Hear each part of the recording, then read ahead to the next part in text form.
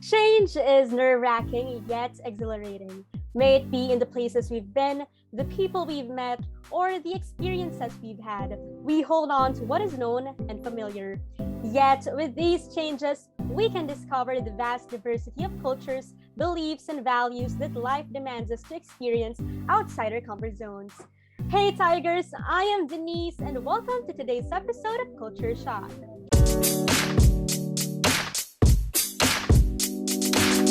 In the past year, the COVID-19 pandemic has changed our lives and brought us back to the safety of our own homes. While most of us are restricted from going out, there are still people who continue to battle the pandemic for us, the medical professionals. After a year of online classes, limited face-to-face classes in UST have now been approved for the Faculty of Medicine and Surgery and have officially started on June 9, 2021 for the clinical clerkship of medical students. This is a big and vital step for the university. However, since we've been at home for quite a long time now, transitioning from the online classes to face-to-face setting may seem like entering a whole new different world rather than going back to what used to be normal for us. And with the new face-to-face setting comes new challenges, expectations, struggles, and experiences. What should be expected as the university slowly transitions and adjusts again to this whole new environment? In today's episode, we would talk about the culture shock experience of medical students and professionals as they transition from the virtual setting to the limited face-to-face setting for their clerkship. Joining us today are Dr. Robert Dominic Gonzalez, Doctor of Medicine and Registered Pharmacist, and Ms. Shayne Uy, a fourth-year medicine student from the Faculty of Medicine and Surgery, to talk about their clerkship experiences. Hello, everybody. Please wave to the camera. Hello, Doc. Hello, Ms. Shayne. Good afternoon. Good afternoon, and welcome to the show. How are you guys doing? Let's begin with Doc Rob. Doc Rob, how are you feeling today? Okay naman. Ayun, still parang going day by day with the quarantines na on and off din. There are some good days, there are also some bad days, but life goes on pa rin naman. What about Ms. Shayne? Ms. Shayne, how are you feeling today? Ayun, same naman. I just finished with the conferences this kanina. Yeah. And ayun, adjusting to the online blended setup. That's right. Everybody is adjusting right now. And in news, right, back in February, Mayor Isko Moreno approved the limited face-to-face classes for the medical and the health allied programs in UST. What was your initial reaction when you learned that you were going back to face-to-face setting? This time, let's begin with Ms. Shayne. Okay, well, of course, I was really glad that we'll be given the chance to have in-campus exposure or in-hospital exposure because as clerks or fourth-year medical students, this is parang our chance to get as much patient interaction as we can get before we're released to the outside world. But syempre, may worry pa rin at the back of our mind. What about Dr. Rob? What was your reaction? Yeah, same sentiments actually with Shayne, no? Really parang excited kasi at last we're gonna have face-to-face learning already. And ayun, parang nakaka-disappoint kasi when it happened first, the COVID-19 pandemic, and the series of lockdowns and class suspensions happened, no? We were part of the first batch, actually kami yung first batch ng second batch, ng clerks na papasok na fully wala kaming patient interaction or face-to-face interaction. As we all know, as upcoming doctors in the future, that's the most important part of being a doctor, being able to interact and learn from our patients. So it's really about the patient care and the interaction with them. Now, with your classes, how is it conducted now that you have started the face-to-face setting? Dr. Rob, can you share with us your experience with this? So actually, kaming mga batch 2021 of clerks, we only had our face-to-face training for around a month or less than 2 months. Ganon. We had trainings for around a month Yung mga trainings na yun, pinakonduct siya sa UST din. What we did there was we practiced, kunwari, how to insert IV lines, yung mga parang nilalagay here sa veins, gano'n. Tapos we also practiced how to vaccinate, how to conduct specific examinations for patients, especially kunwari OB-GYN, ganyan, or for pediatrics, kasi nag-iiba yung mga yun. We did those trainings on the different buildings of UST. I think Shayne knows as well kung ano yung mga pinagdaanan namin trainings. So we had trainings sa Commerce AB building. So doon sa St. Raymond building. So we had trainings there. And aside from that, we also had trainings sa Med building. So palipat-lipat actually. Tapos parang there were limits for every classroom, like 15 maximum students lang per classroom. Ganun. We weren't as jam-packed as before na, like for example, section A, section B, C, and D. Each section has around 120 students per section. So parang auditorium type lagi yung lectures namin, gano'n. On your note, Miss Shayne, how were your classes conducted now in the face-to-face? I'm not sure if a lot of you guys know, but we were pulled out from our duties and face-to-face activities as well when the ECQ was announced. So we were able to do face-to-face for roughly half a month lang. Although I would say na those weeks that we were there, we really did learn a lot already because we got to rotate the wards sa hospital. So in Clerkship kasi, we're deployed into different rotations. So yan yung mga pedia, OB, surgery, ganyan. Right now, I'm in internal medicine. And in IM kasi, for us, we had face-to-face, we had online, and we had ward duties. It's a really big change talaga, culture shock talaga. From nung third year, parang as Kuya Robert said a while ago, 120 plus kami sa isang section.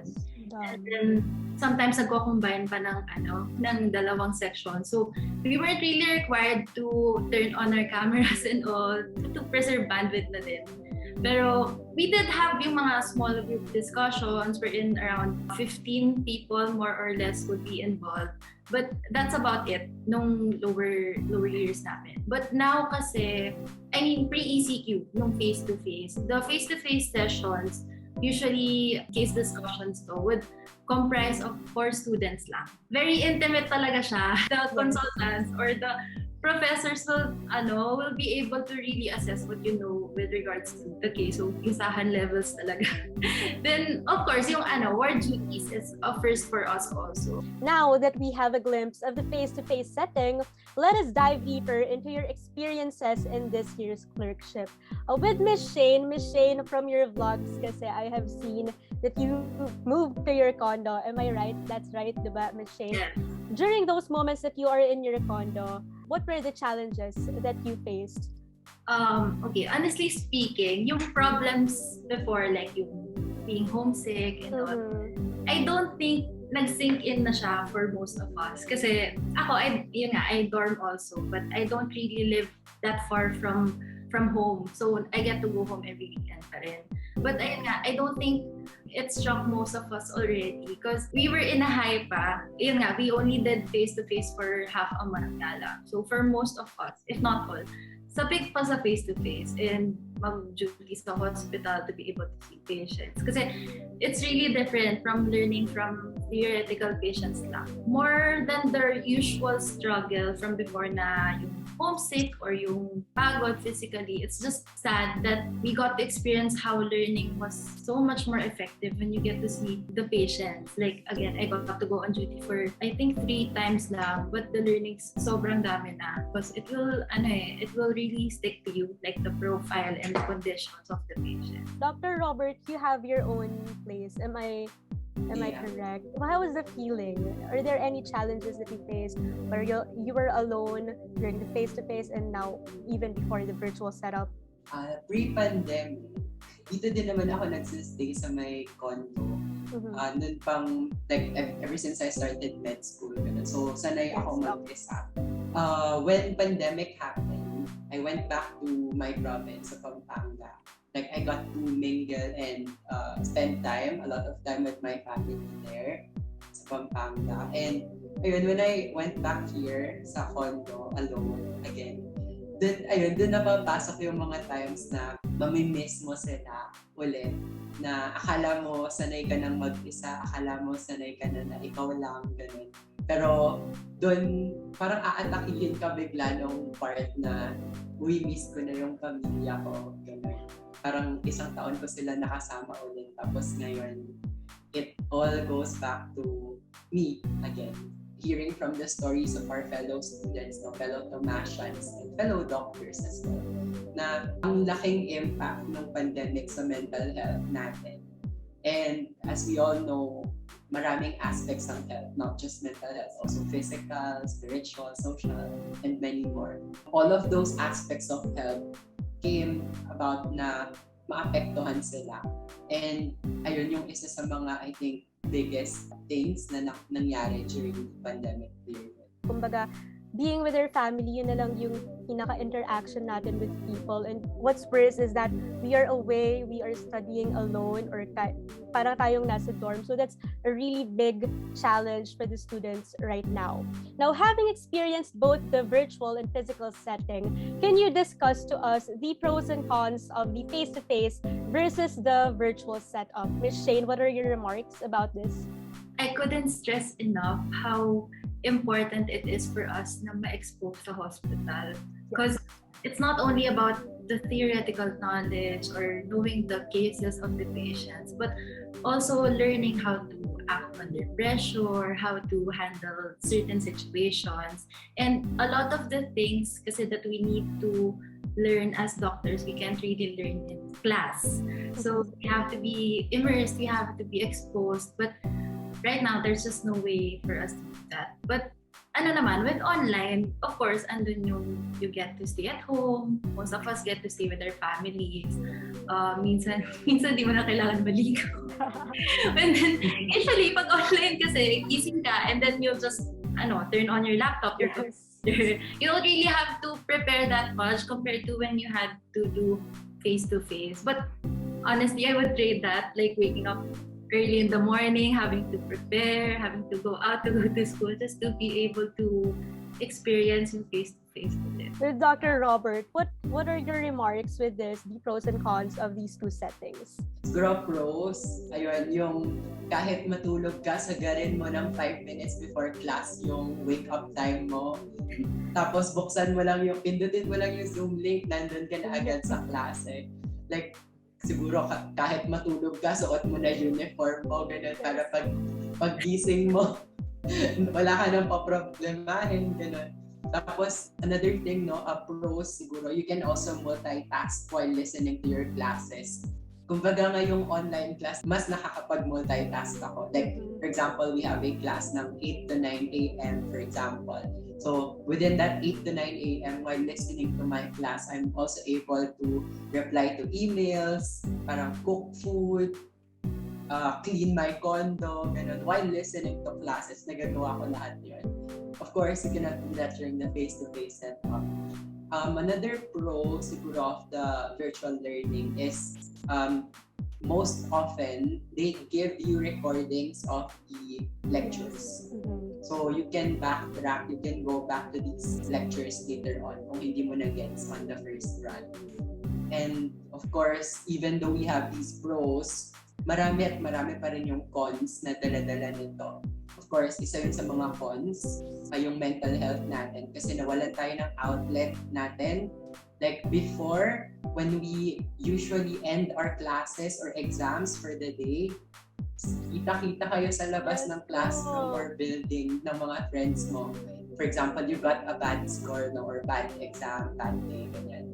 So paglabas mo pa lang ng building, you see a friend, sasabihin mo sa friend mo, uy, mababa nakuha ko uy, bagsak ako. Tapos yung friend mo sasabihin, uy, huwag ka mag-alala, ako din, bagsak. Tapos pareho na kayong masaya after nun, kahit na mababa yung nakuha. Kahit parehong bagsak.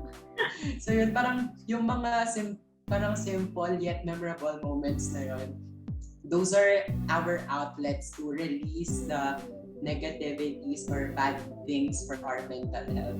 Ayun, for medical doctors or future MPs, yung patient interaction na wala din.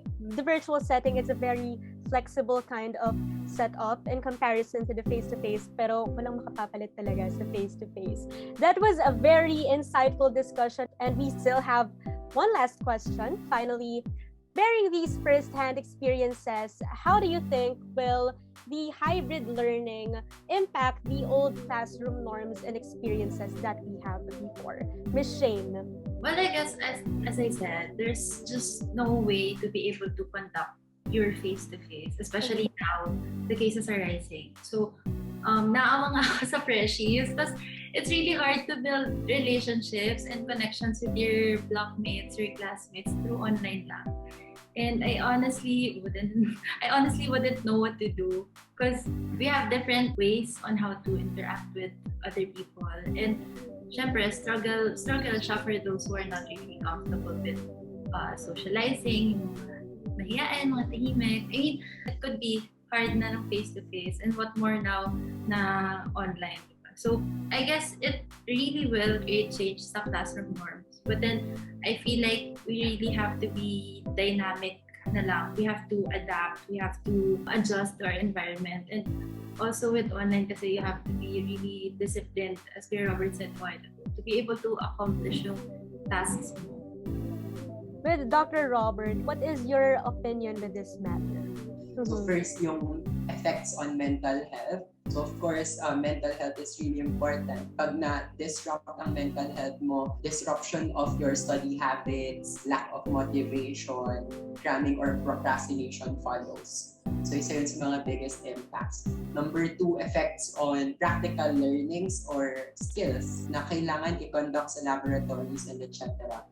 Number 3, ito mga concrete problems that we see on our daily lives. No? Problems on connectivity, problems on lack of resources, and another important thing, yung learning environment ng mga estudyante natin. Iba-iba tayo ng pinagdadaanan sa mga sarili-sarili nating bahay. And ayun, doon napapasok yung nasabi natin na extend our help to those who are in need. Thank you so much to Dr. Robert, Dominic Gonzalez, and Ms. Shayne Uy. These stories that you have shared about the transition from virtual to physical setup are significant for those who are still wary of what the future holds at this time. But our show does not stop here, Tigers. Now that we got to talk to our guests, let us know more about how they manage and deal with these challenges in Culture Shock's brand new segment, Take 5.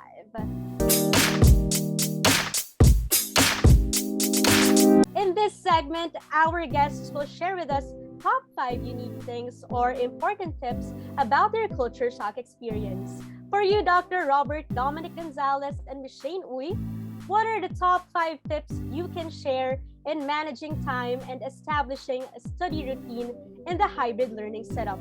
This time, let's begin with Ms. Shayne Uy. First would be, for me, to make a to-do list. To-do list for the day, to-do list for the week. It's gonna be up to you on what's gonna work for you. Ako, nung third year, I used to do weekly to-do lists because our schedules were fixed weekly. But now kasi our schedule varies a lot because di na nga kami classroom setting. So what I do is I do to-do lists for 1 to 2 days, 1 to 3 days, just as long as I get to jot down what I have to do and I don't forget anything. I'm the type of person na if you label me, I'm a time blocker. We follow a schedule for the day. Like for me, I'm a weekly plus daily time blocker. So I set my schedules for the week every Sunday. So pag Sunday, dyan ko ipa-plot lahat ng gagawin ko for the week. Like, let's say for example, I'm really busy person, aminado ako doon. Like, from my consul works, from my speaking engagements, and med school life, parang some people, actually most people that I meet ask me the same question. Kuya Rob, ilang oras ba meron ka sa isang araw? Ganon. So parang, what I tell them is proper time management really works. Time management kasi is a broad term. So you need to specify how, what do you do. Ganun. So time blocking is what I do. So I need to follow everything there. But it's not just time blocking, no? You need to couple that with discipline. Kasi walang kwenta ang schedule natin or time block natin if hindi din naman natin siya masusundan. But then again, like what Shayne said and what I want to reiterate, if it doesn't work for you, you can try exploring other ways of time management. If you remember something, write it down. Make use of the notes app, write it on a piece of paper. Especially now na it's online, it's really helpful if you refrain from having a cluttered mind. Kasi yun na nga, ang daming deadlines, ang daming reports, ang daming information with regards to the things that you have to know depending on your course. So help your mind to be as clear as possible, just so you have something to look back on just in case time comes na makalimutan mo. Organization is magic. Organize everything that we do. Label. Yan, importante ang label, hindi lang sa relationship. Pati din sa mga ginagawa natin. So like, for example, label nyo siya per subject. No? Ngayon, virtual. So mostly, siguro may laptops or tablets, no? I-organize nyo into folders yung mga materials or resources nyo. By subject, for example, things to review for first shifting exams, pagkakasama sa isang folder. Things to review for quiz on ganyan-ganyan, so pagkakasama yan sa isang folder or per subject, ganyan. Para ma-save nyo rin yung time ng paghahanap ng documents and hindi siya naka-declutter or magulo. So yun, organization is a magical thing. Take it one day at a time. It might be overwhelming. Well, it is overwhelming. And I always say that you really have to take care of yourself to be able to take care of others or to do better at your job or work. So it's important that you don't lose yourself in the process. And college is fun, med school is fun. So best years of my life so far. And make the most out of it despite, the challenges and the circumstances. If we are privileged enough, let's extend help to those who are in need. Especially right now, us being in Zoom, talking about these things, we are privileged enough to enjoy or to have virtual learning. But there are still a lot of people who lack resources, lack connectivity, walang laptop, nangihiram lang sa kapitbahay or friends, ganun. So, if meron tayong mga kakilala natin na nag-aaral ngayon, let's extend our help with them. So, ayun, sabay-sabay naman nating malalampasan yung pandemyang to kung magtutulungan tayo. Thank you for being here, and we hope to see you again the very soonest, hopefully personally kapag face-to-face na. So everyone, thanks for tuning in today's episode of Culture Shock. To see more of our future episodes, you can like our Facebook page, UST Tiger TV. You can also give us a follow on Twitter, Instagram, and TikTok via @USTigerTV. And that ends our episode for today's Culture Shock. We hope you enjoyed and applied these learnings to better understand different cultures and experiences as well as our own. Again, thank you so much for joining us today. I am Denise, your host for this show that embraces change and new experiences, Culture Shock.